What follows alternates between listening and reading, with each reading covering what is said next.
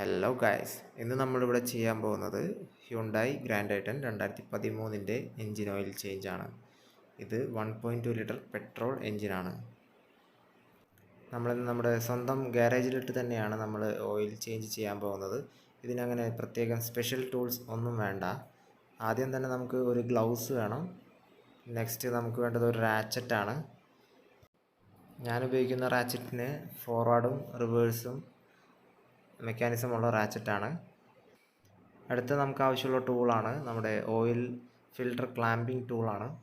ഇതുണ്ടെങ്കിൽ നമുക്ക് എളുപ്പത്തിൽ oil filter ഊരിയെടുക്കാൻ സാധിക്കുന്നതാണ്.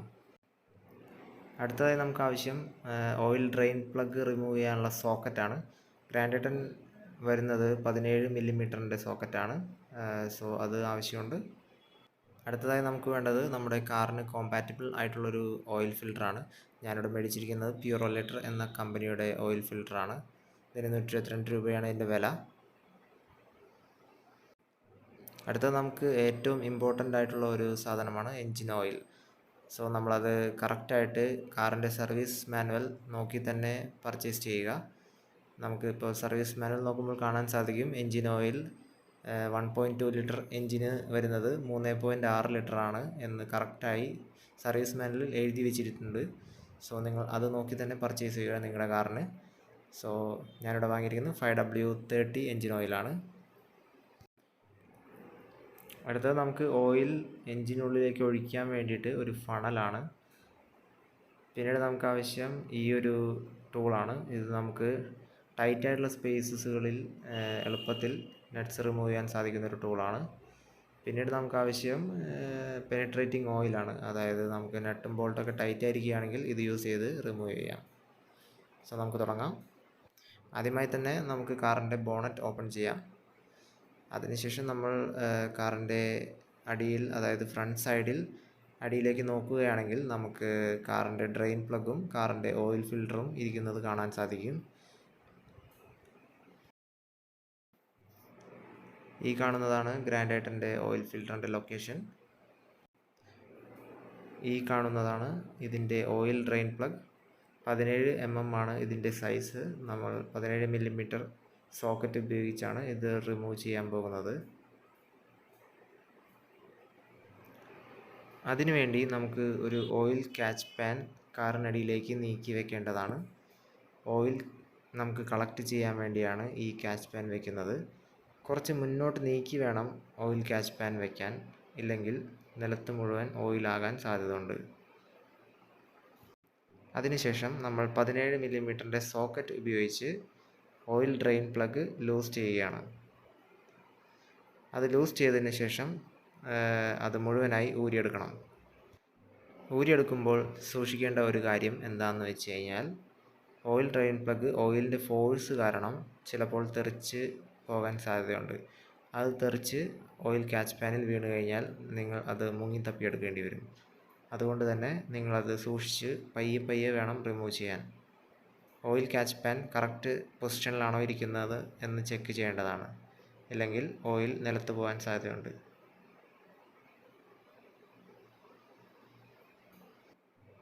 കണ്ടോ, ഓയിൽ മുന്നോട്ട് ഫോഴ്സിലാണ് ചീറ്റുന്നത്.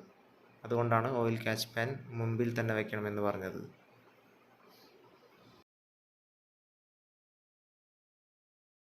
ഓയിൽ മുഴുവനായി എൻജിൻ്റെ സമ്പിൽ നിന്ന് വാർന്നു പോയതിന് ശേഷം നമുക്ക് അടുത്ത പ്രൊസീജിയറിലേക്ക് നീങ്ങാം.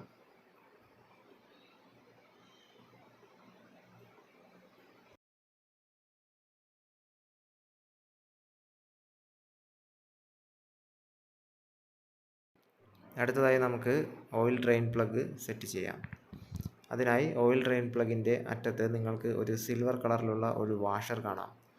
അത് ഓരോ തവണ ഓയിൽ ചേഞ്ച് ചെയ്യുമ്പോഴും റീപ്ലേസ് ചെയ്യണം എന്നാണ് കമ്പനി റെക്കമെൻഡേഷൻ. 1-2 തവണ നമുക്കത് റീയൂസ് ചെയ്യാൻ പറ്റുന്നതാണ്. ഇവിടെ എൻ്റെ കാറിൽ ഉള്ള ഓയിൽ ഡ്രെയിൻ പ്ലഗിൻ്റെ വാഷർ കണ്ടീഷൻ നല്ലതായതുകൊണ്ട് ഞാൻ അത് റീപ്ലേസ് ചെയ്യുന്നില്ല.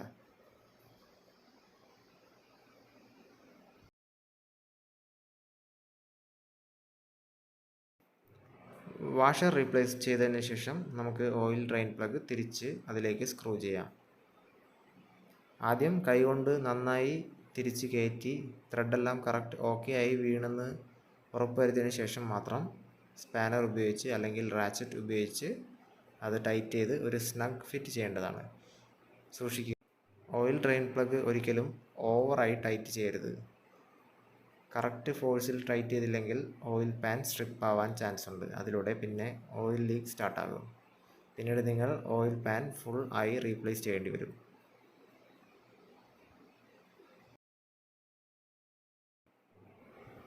ഒപ്പം തന്നെ ഓയിൽ ഡ്രെയിൻ പ്ലഗിന് ചുറ്റും അല്ലെങ്കിൽ ഓയിൽ പാനിൽ ആയിരിക്കുന്ന ഓയിൽ നമുക്ക് തുടച്ചു നീക്കാം.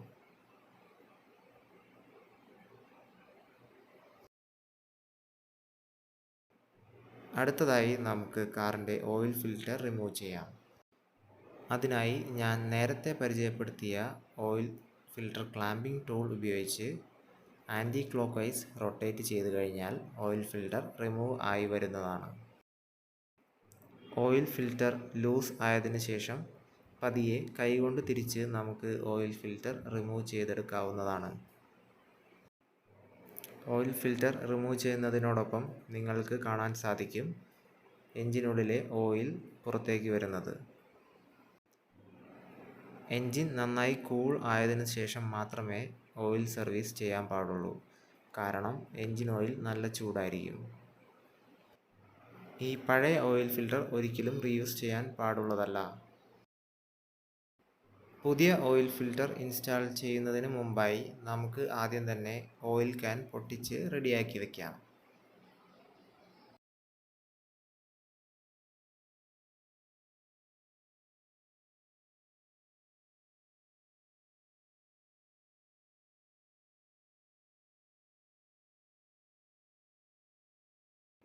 പുതിയ ഓയിൽ ഫിൽറ്റർ പുറത്തെടുത്തതിന് ശേഷം എൻജിൻ ഓയിൽ ക്യാനിൽ നിന്ന് കുറച്ച് ഓയിൽ ഈ ഓയിൽ ഫിൽറ്ററിൻ്റെ ഉള്ളിലേക്ക് നിറയ്ക്കേണ്ട ആവശ്യമുണ്ട്. ഇത് എന്തിനാണ് ചെയ്യുന്നത് എന്ന് വെച്ചാൽ, എൻജിൻ ഓയിൽ എല്ലാം ഫിൽ ചെയ്ത് കഴിഞ്ഞ് നമ്മൾ ആദ്യമായി വണ്ടി സ്റ്റാർട്ട് ചെയ്യുമ്പോൾ എൻജിൻ ഓയിൽ ഫിൽറ്ററിൻ്റെ ഉള്ളിൽ ഓയിൽ വരാൻ കുറച്ച് ടൈം എടുക്കും. ആ ഒരു ടൈം ഗ്യാപ്പ് ഒഴിവാക്കാൻ വേണ്ടിയാണ് നമ്മൾ ഇങ്ങനെ എൻജിൻ ഓയിൽ ഫിൽറ്ററിൽ ആദ്യം തന്നെ ഇങ്ങനെ ഓയിൽ നിറയ്ക്കുന്നത്. ഓയിൽ ഫിൽറ്റർ നിറഞ്ഞതിന് ശേഷം കുറച്ച് എൻജിൻ ഓയിൽ നമ്മൾ വിരൽത്തുമ്പിൽ ആക്കി ഈ കാണുന്ന വാഷറിൽ ഇങ്ങനെ തേച്ച് പിടിപ്പിക്കണം.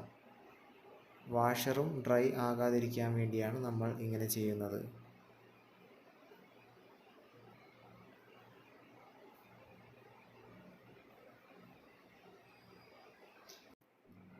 ഒപ്പം തന്നെ പഴയ ഫിൽറ്റർ നമ്മൾ ഇൻസ്പെക്ട് ചെയ്ത് നോക്കി വാഷർ എല്ലാം കറക്റ്റ് സ്ഥലത്ത് തന്നെയാണോ പുതിയ ഫിൽറ്ററിൽ ഉള്ളത് എന്ന് ഉറപ്പുവരുത്തുക.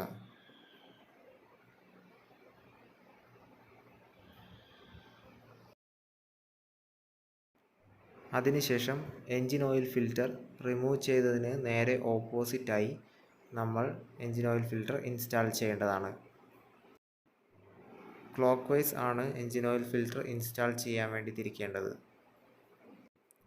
എൻജിൻ ഓയിൽ ഫിൽറ്റർ ഇൻസ്റ്റാൾ ചെയ്യുന്നതിനായി സ്പെഷ്യൽ ടൂളിൻ്റെ ആവശ്യമില്ല. കൈകൾ കൊണ്ട് തന്നെ നമുക്ക് ഇത് തിരിച്ച് ടൈറ്റായി സ്നഗ് ഫിറ്റായി വെക്കേണ്ടതാണ്. അടുത്തതായി നേരത്തെ പറഞ്ഞ പോലെ ഓയിൽ ഡ്രെയിൻ പ്ലഗും നമ്മൾ ഒരു സ്നഗ് ഫിറ്റ് ആയി ടൈറ്റ് ചെയ്യേണ്ടതാണ്. ഓവറായി ഒരിക്കലും ടൈറ്റ് ചെയ്യരുത്.